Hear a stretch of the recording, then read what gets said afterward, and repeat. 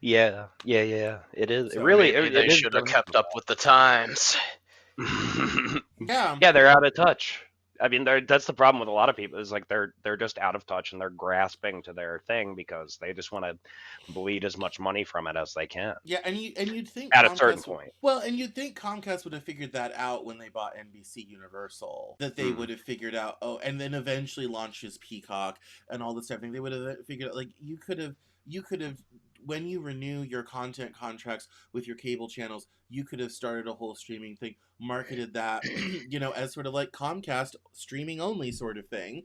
Hmm. And had upsells and all this type of thing, and gone that route, or gone like a Pluto or a Sling, and had free pay to all this. Those all there were ways to innovate that would make that work and create additional revenue within kind of the existing business model. And none of the cable companies, not Comcast, not I forget that one down Time south, Warner. Time Warner, SBG, all of them, the lot of them did not bother to innovate at all and kept everything behind these expensive subscriptions. And I laughed that we're about to end up right back where we started if this deal actually goes through. The one So, thing you mentioned about how Paramount thinks they're undervaluing the channels, and it's like, no, I think they're valuing them appropriately at what they're worth now, but they right. are undervaluing. Like he is right, I think, because the potential for them to take this and turn it into something that makes boatloads of money is through the roof. I think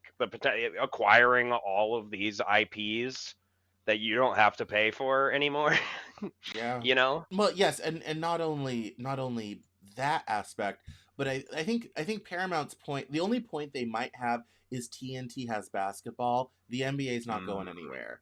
And the the NBA and NBA the is NBA has a somewhat exclusive thing with TNT. Now that's worth a lot of money, Oh sort yeah. of thing. And so I think Paramount may have a point in terms of TNT has value because of basketball, and it's still distributed to all these cable systems and all this sort of thing. But I think Netflix also recognizes that the age of linear TV is coming to an end, because let's face it, nobody under 40 has a cable subscription if they can at all help it.